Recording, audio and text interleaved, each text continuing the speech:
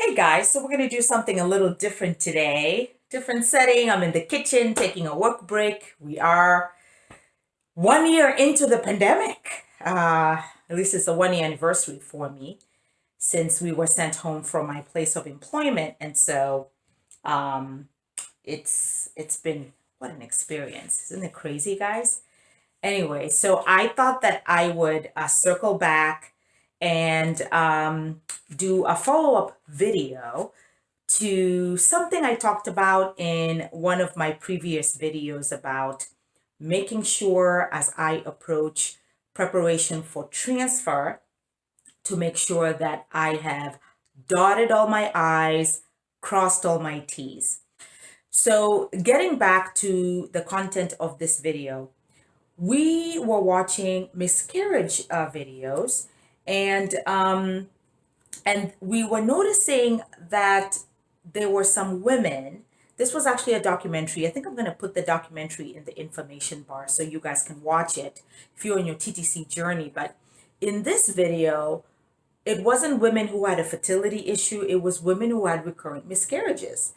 And as I was watching and learning, I actually had not thought about the fact that there were some women who there was something happening with their body. Like there was a woman who miscarried 4 times, and they found out that she had an issue that was actually preventing her her embryos from being carried to term.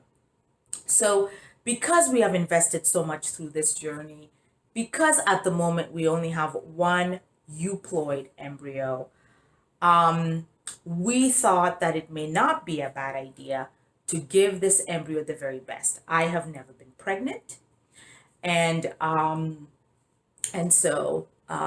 it was one of those things where I didn't even know if I could carry a pregnancy. So I did go to my doctor, OBGYN, not my RE, Dr. Yillian, but my OBGYN, to find out if there are any tests that I could take in advance so that if I have any of these issues, then we would know ahead of time and then maybe work towards it or take the appropriate medication because we do really want this transfer to work.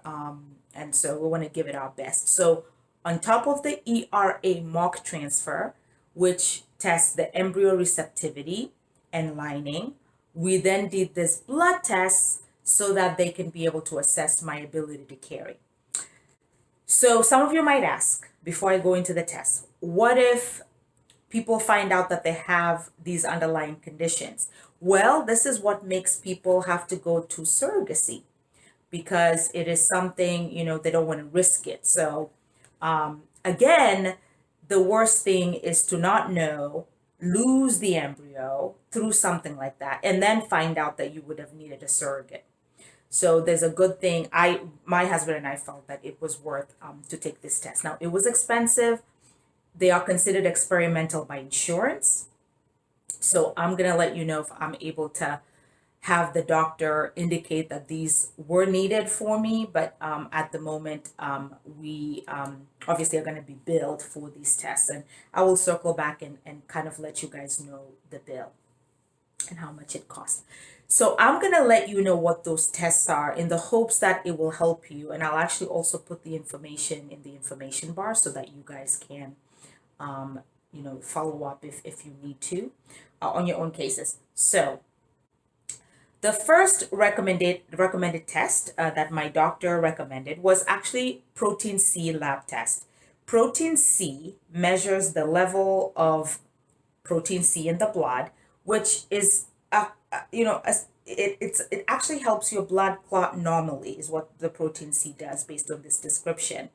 And what having a deficiency or too much protein C may not let your blood clot well, and you may then be at risk for bleeding when you are pregnant.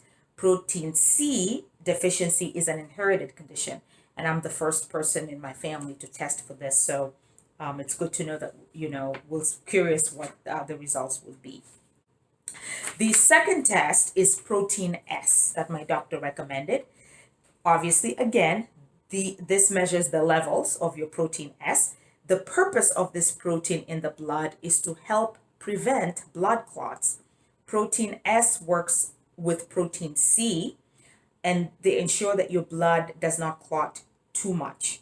And so, again, risk of blood clots is not good because, these travel through your body, and they can be life threatening.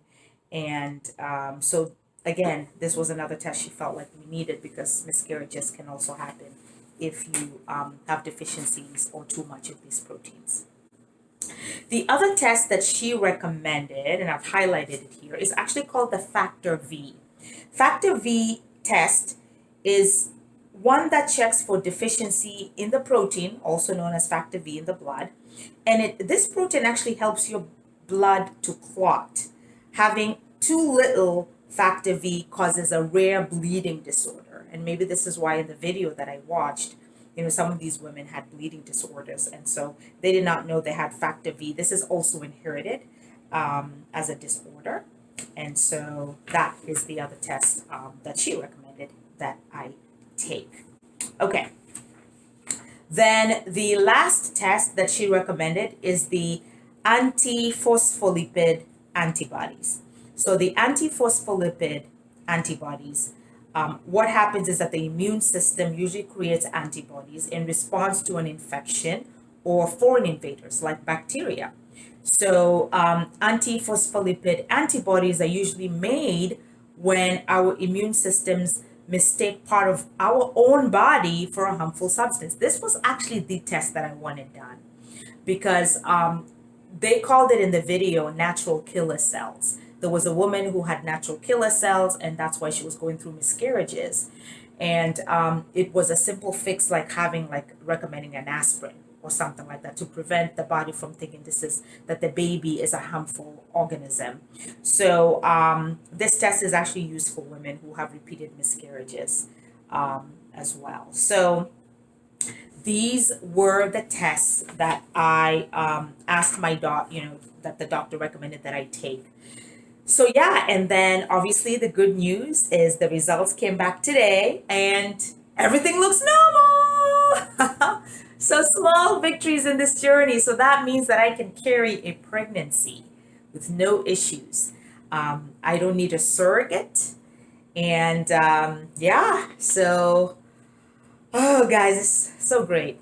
So, whenever you're on this journey, you hear great news, you get so excited and so happy. So this meant a lot to me because, like I told you guys, I've never been pregnant in my life, and I just didn't know. And sometimes you don't know if you can carry a pregnancy until it happens and when a mistake happens. And again, I think all the TTCers, I can't tell you how many TTCers I have followed, and I'm learning so much about this journey. And to have found this video that actually followed women who were gracious to share their story, their miscarriages, and talk about underlying conditions in the female body that they were unaware of was really, really helpful for me as well. And hopefully it will be helpful for you too. So if you ask me and my husband, my personal recommendation is if you have only one euploid embryo or you only have one chance, you've never been pregnant, and you've never been tested to see if there's any issues, then I think it's best to maximize all your options. So yeah, but of course, this is just a recommendation. I'm not a medical expert. This is not something that was recommended by my RE or my OBGYN. It was just me being a self-advocate because I was always curious if there's anything else that I needed to do to maximize our embryo. So yeah, so I'll keep you posted on our transfer journey. So we are on doing our ERA mock cycle in April. We will have May as a transitionary month because the ERA results overlap with the May cycle. So I will not be able to do the transfer in May. And we are looking at doing the transfer in June as we speak. So there we are. Thank you guys for watching. All right, I'll see you later. Bye.